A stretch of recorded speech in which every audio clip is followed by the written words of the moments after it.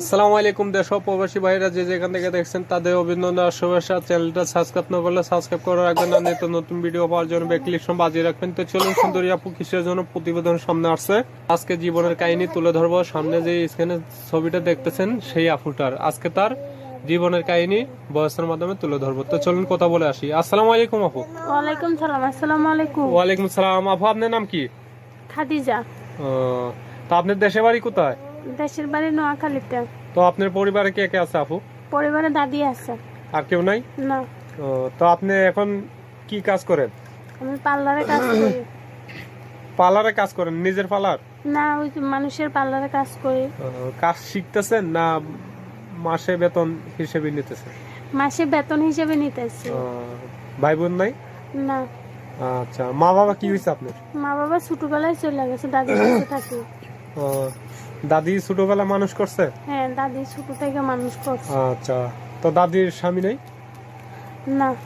আচ্ছা, তো আপনি কাজ করে কত টাকা বেতন পান? 4,500 টাকা। এই 4,500 টাকা হয় আপনি নিজের ঘর?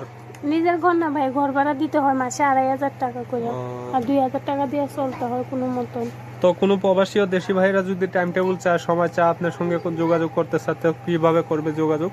এই যে আমার ফোন নাম্বার আছে, ফোন নাম্বারে যোগাযোগ করবে। তো আপনার মুখস্থ আছে?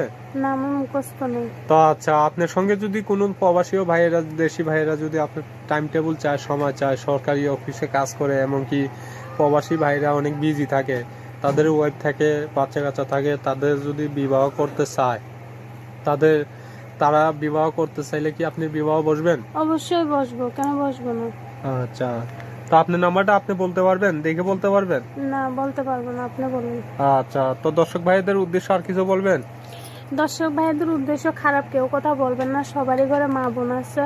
প্রতিবেদনের সামনে মেয়েরা আসলে কিন্তু মেয়েরা খারাপ হয় না, দয়া করে খারাপ কথা কেউ বলবেন তো না। আচ্ছা, তো দর্শক ভাইরা আমি নাম্বারটা বলছি, আরো কিছু তথ্য জানা থাকলে তোমার মোবাইল নাম্বার নিয়ে কথা বলে, স্ক্রিনে যে নাম্বারটা আছে ওই নাম্বার দিয়ে কথা বলে আরো যোগাযোগ করে তথ্য জানতে পারবেন।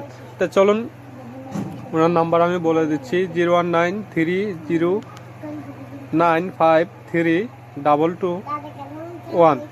তো দর্শক ভাইরা, প্রেম ভালোবাসা সাহায্য সহযোগিতা বিয়ে শাদী আপনাদের একান্ত ব্যাপার। আসুন অন্য কেউ নামাজ পড়ার সুযোগ করে দেয়, নিজেরাও নামাজ পড়ি। আসসালামু আলাইকুম।